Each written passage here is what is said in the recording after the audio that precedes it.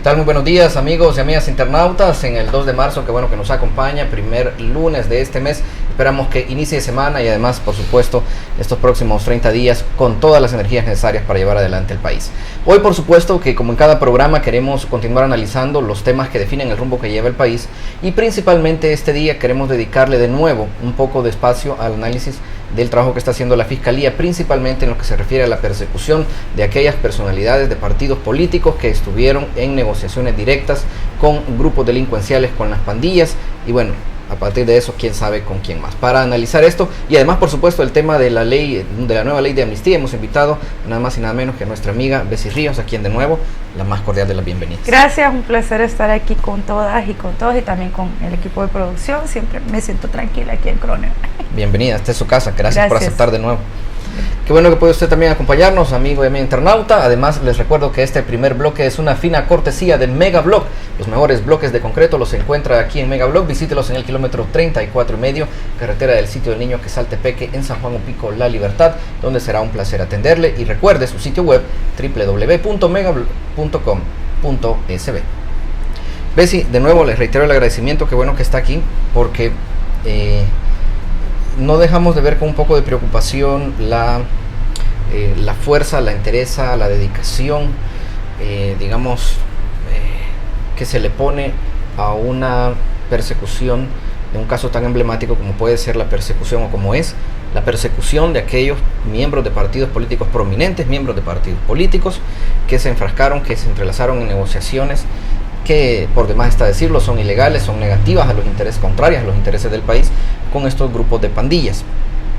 Y esto quiero de inmediato hacer el contraste con un caso, por ejemplo, que lo hicimos sonar mucho aquí en Croneo, que es el de este señor que se roba $75 y va a tener que pagar 6 años de cárcel. Correcto. O sea, el hombre probablemente se ganó esos 6 años de cárcel, pero eso solo implica que quienes estuvieron negociando con la vida de la gente se deben haber ganado mucho más. Claro. Sin embargo, el mensaje que se envía desde el Ministerio Público pareciera ser otro. ¿Qué análisis hace usted, Bessie? Lo que pasa es de que lo que indigna para la población no es otra cosa más que no se trate de la misma manera y no se respete el principio de igualdad ante la ley. Ese es lo que le indigna, le puede, le llega, le hierve, le mata a la población. Que cómo es posible que alguien de la zona de Morazán se robe 4 libras de carne de un supermercado y le caigan todos los equipos y hay que y se le lleve preso, y no es justificar el tema de los delitos, porque tan delito es robarte, sustraer, hurtar productos de un súper, independientemente que sean para tu familia, como hurtar, sustraer, robar dinero de las arcas del Estado para tu propio beneficio. Ambos son delitos y ambos deberían de ser castigados, con la diferencia que en la actualidad la selectividad de los delitos que lleva Fiscalía y la PNC, incluso la misma PNC, siempre se enfrascan en que si tú sos una persona o por lo menos eso parece, ¿no? Que si sos una persona de baja escolaridad, escasos recursos, sin probabilidades de poder acceder a un buen abogado, te lleva la trampa. Sin ser miembro de partido político. Te lleva la trampa. Y si sos una persona prominente, con contactos, con capacidad económica, incluso con una muy buena formación académica, no vas a correr la misma suerte, porque, por ejemplo, todo se supone que el delito de lavado tiene una prohibición expresa de que no puedes dar medidas alternas a la detención provisional. Y ahí viste que salió toda la familia del señor Sigfrido Reyes. 15 días después que Fiscalía había llevado otro grupo de personas, también se supone vinculadas a una estructura delincuencial, pero que se les atribuyó lavado y a ninguno se les permitió las medidas alternas, muy a pesar de que también ofrecieron fianza. Entonces uno se queda, ve los dos procesos y uno dice, bueno, ¿y entonces?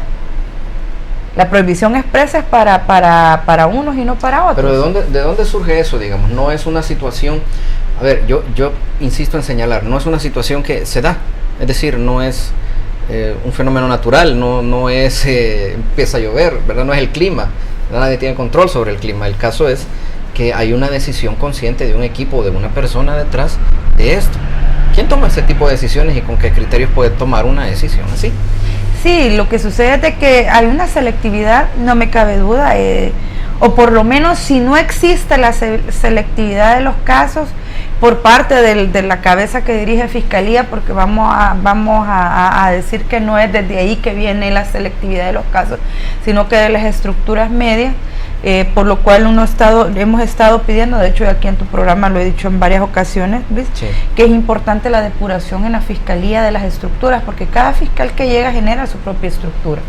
Y por no despedir el nuevo que llega, a la gente que metieron, montan otra estructura, y así tenés un montón de estructuras dentro de la Fiscalía que responden a diferentes intereses, y que muy probablemente si un fiscal ha sido señalado con actos de corrupción como Luis Martínez, como Douglas Meléndez, sus estructuras hayan quedado enquistadas, ¿verdad? Entonces probablemente por ahí también vengan estos temas de la selectividad de casos, porque no deja de ser cierto que Raúl Melara ha sido, independientemente con todas las críticas que se le puedan poner, ha sido una persona valiente que ha decidido iniciar estos procesos, pero estos videos que hemos visto los tenía Douglas y los tuvo Luis Martínez.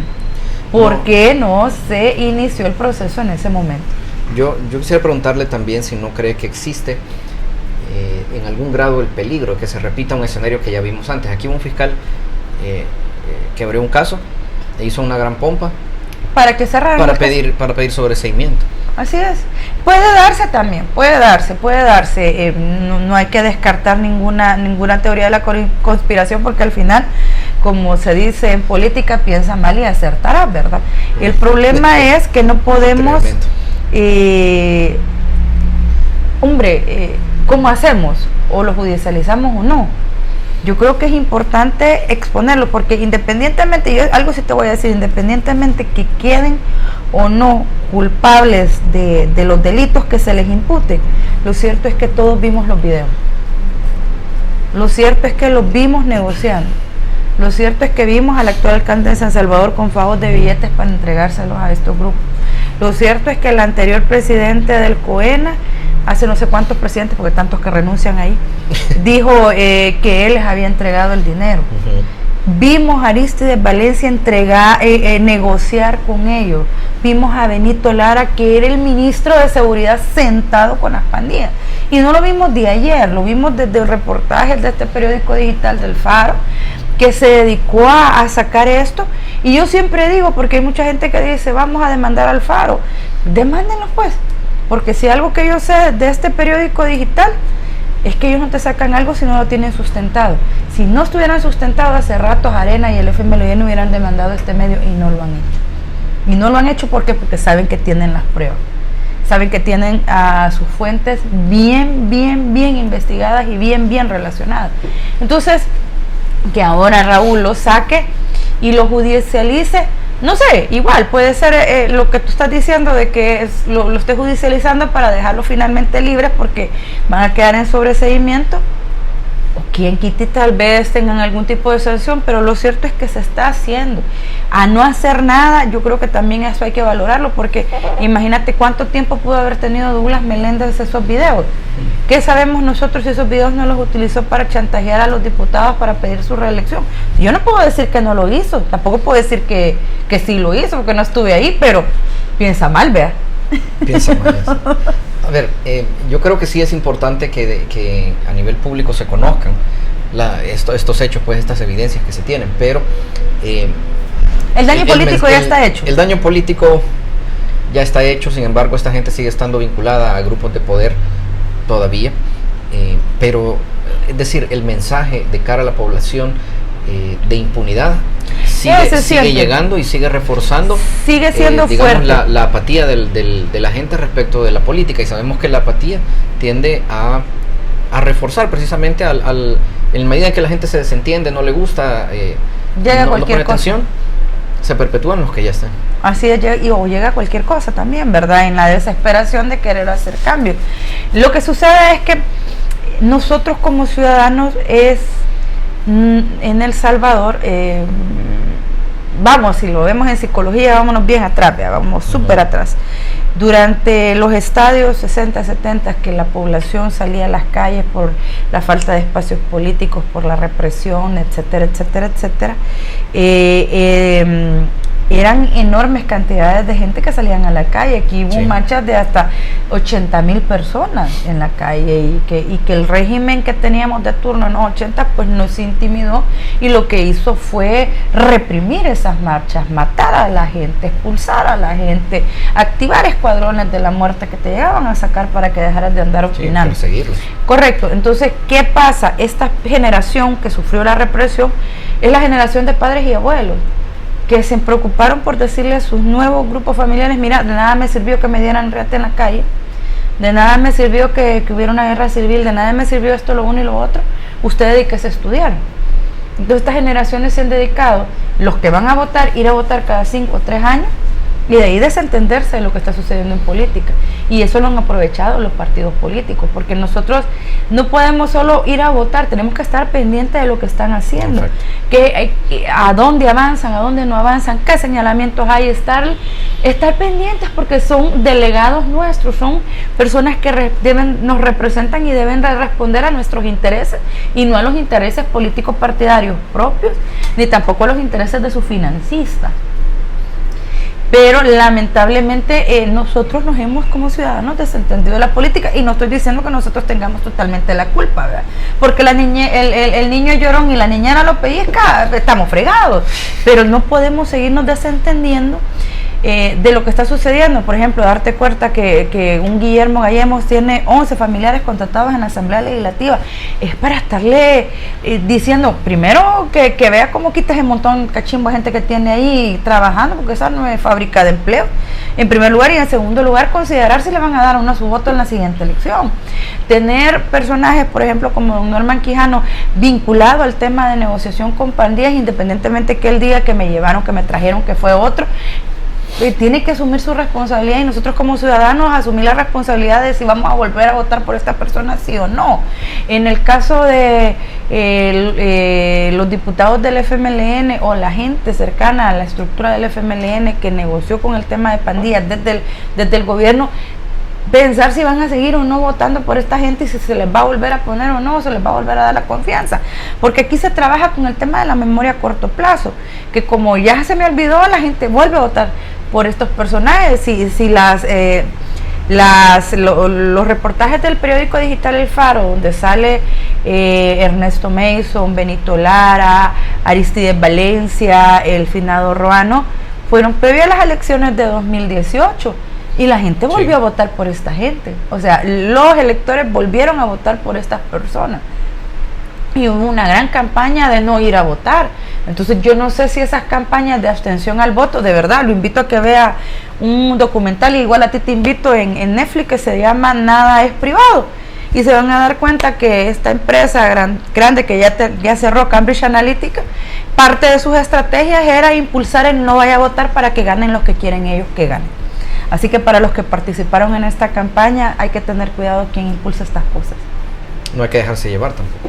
Qué bueno que hace mención sobre la necesidad de fiscalizar, porque precisamente creo que aquí es donde viene a colación el otro tema que esperaba tratar en esta entrevista, y es que, tenemos ya aprobada por 44 votos, la aprobaron el martes, ¿qué día fue? Miércoles, ya perdí la cuenta, qué terrible en realidad. El presidente ha dicho que lo va a vetar de entrada, ¿no? Pero la ley de reconciliación, la nueva ley de reconciliación, por asegurar que se trata de una amnistía, es decir, ya de hecho ya emitió el veto el señor presidente. Yo tengo la impresión, y le quiero preguntar a veces si la comparte, porque tengo la impresión de que esta ley se aprobó precisamente anticipando de que venía un veto presidencial, y permitir que de esa forma se movieran las ruedas del tema constitucional, y la asamblea quedar de alguna medida libre de culpa, digamos, al haber cumplido el plazo que estableció la sala. La Asamblea Legislativa, y específicamente los partidos mayoritarios Arena, FMLN, con apoyo de Gana, PCN y PDC, perdieron el tiempo 3 años. Ellos han tenido 3 años para generar una normativa apegada a la resolución de la Sala de lo Constitucional, que implica el reconocimiento de las víctimas, la reparación de las víctimas, las garantías de no repetición hacia las víctimas y el arrepentimiento real de los victimarios. Un proceso que no es sencillo, una ley que debió estudiarse artículo por artículo con las víctimas, con las organizaciones de víctimas. Ahí estaba la UCA, Cristosal, el Servicio Social Pasionista, la Madeleine Lagardère y otro montón de organizaciones pro búsqueda, incluso que se dedica a la búsqueda de niños desaparecidos durante el conflicto armado. Un bloque de este tipo de organizaciones para revisar artículo por artículo cómo estaba la redacción. Pero lo que sucedió es que los diputados se empeñaron en no moverla y en 8 días sacar una ley en consulta, porque esa fue la crítica principal de las organizaciones, de personas como David Morales, de personas como Manuel Escalante, de personas de diferentes credibilidades dentro del movimiento social, sobre todo con el tema de memoria histórica, de que en 3 días bajaron una ley, en 4 días dizque la consultaron y en 3 días deliberaron y ya la llevaron al pleno. Y no es cierto. Y aquí de lo que más duele es el sonoro silencio del Procurador de Derechos Humanos, don Apolonio, quien no ha dicho nada con respecto a esta ley. Y yo le voy a decir, yo veía las entrevistas, por ejemplo, de la UCA, del padre Andrés Olivo, y él no descartaba en su totalidad la ley.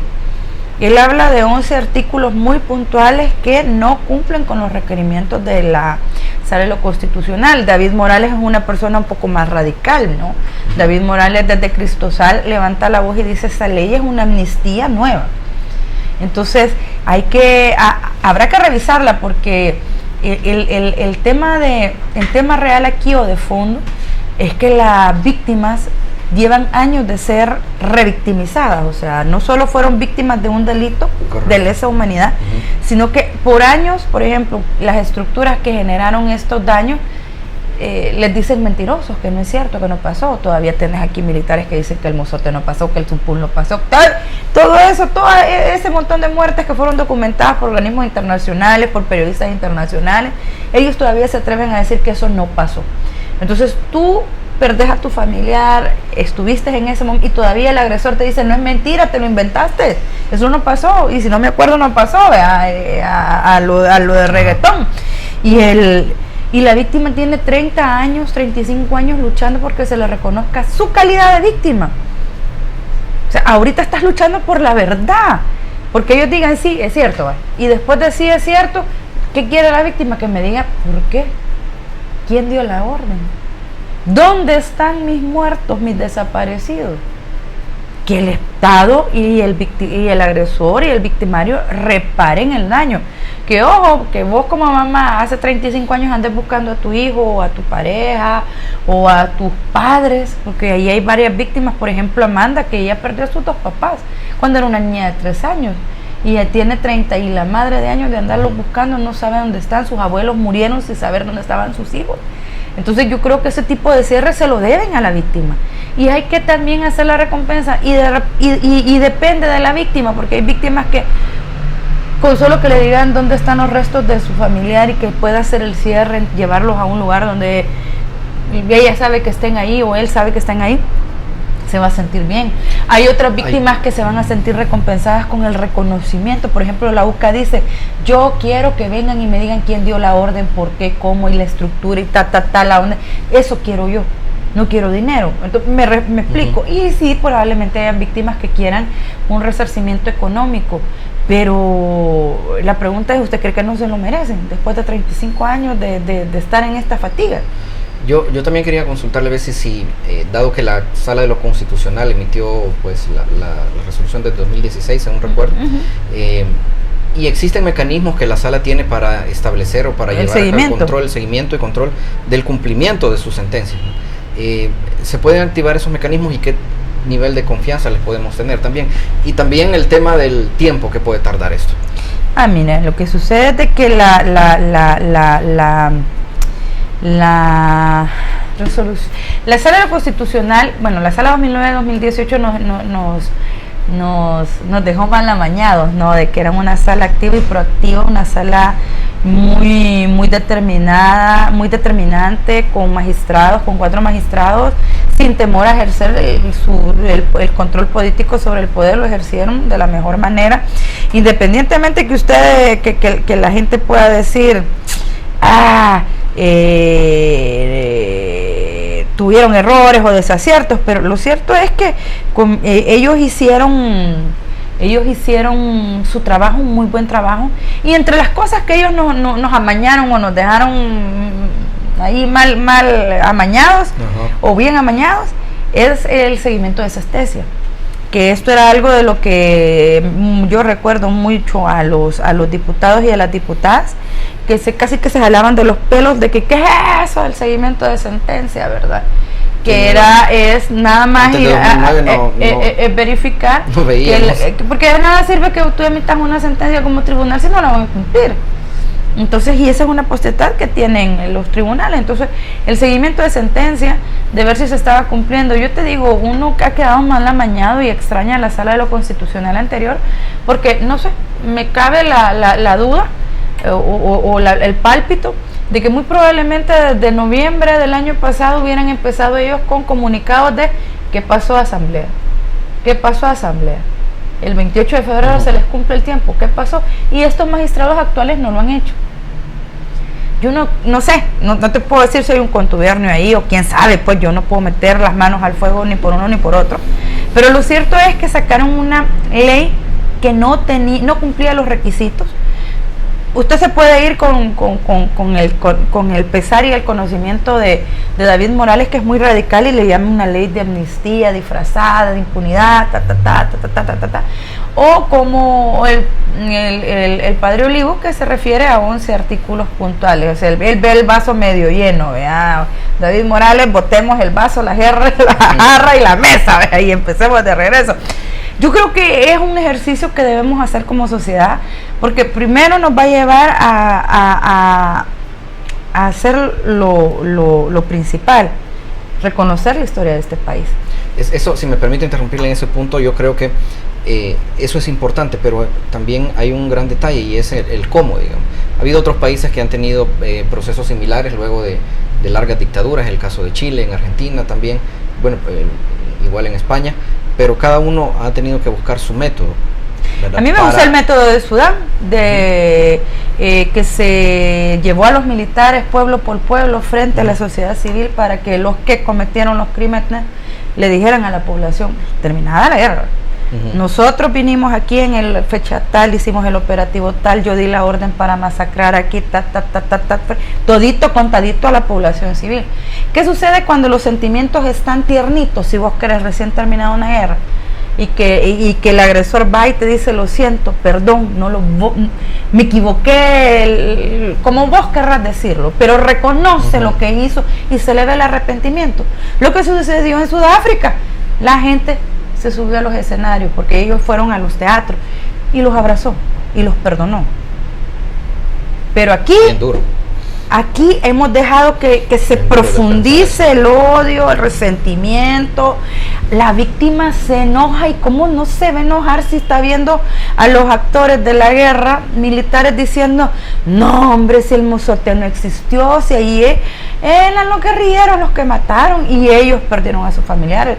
O otro personaje te diga, el Zumpul no ha pasado, ¿cómo vamos a tirar niños al aire y les vamos a disparar, los vamos a ensartar en las vainas? Eso no lo hacíamos nosotros, cuando es cierto, sí pasó, ¿verdad? Porque aquí pasa primero por reconocer tu historia. Claro, porque para que un país no repita episodios de autoritarismo, tenés que reconocer lo que pasó. No querés que vuelva a pasar lo del hemiciclo de la Asamblea Legislativa el 9 de febrero. Entonces reconocer la historia de tu país. Porque yo he recibido invitaciones de varios lados que me dicen, mire, ve, si usted ha impulsado el tema de la desaparición de la Fuerza Armada, pero yo lo estoy impulsando desde hace 15 años. Para mí no es coyuntural del 9 de febrero. Para mí el 9 de febrero fue completamente natural, es lo que pasa con la Fuerza Armada. La Fuerza Armada depende del presidente y hacen lo que el presidente diga, quien sea. ya lo demostraron en los 60, en los 70, en los 80, en los 90, o sea, esto es de qué se asustan y de qué se sorprenden. Ahora, a mí lo que me sorprende es que la gente que ahora ha salido dice, vamos a perder el prestigio de nuestra gloriosa Fuerza Armada. ¿Cuál gloriosa Fuerza Armada? Si han sido asesinos, hombre. Adoran a Monterrosa y a Mitia y otro montón de asesinos que han tenido. Yo lo que identifico en eso es algunos rasgos tal vez del síndrome de Estocolmo, pero eso será para otro tipo de análisis. Sí, que será para otro, no, eso sí, cabal. Bessie, quiero agradecerle porque desafortunadamente se me está, bueno, ya me pasé del tiempo, pero estos temas necesitamos más patrocinadores. Sin duda, por supuesto que sí, bienvenidos patrocinadores. Bessie, y usted también para próxima fecha, muchas gracias. Ahí estamos a la orden, se cuidan, pórtese bien y estudie y documentese. Excelente, muchas gracias. También gracias a los amigos de elsalvadoreño.com, Noticias Menotti, Bitácora SB, que siempre están ahí con nosotros, acompañándonos en esta transmisión en vivo. Recuerden, el costo de desentenderse de la política es ser gobernado por lo peor que la sociedad tiene para ofrecernos. Hasta la próxima.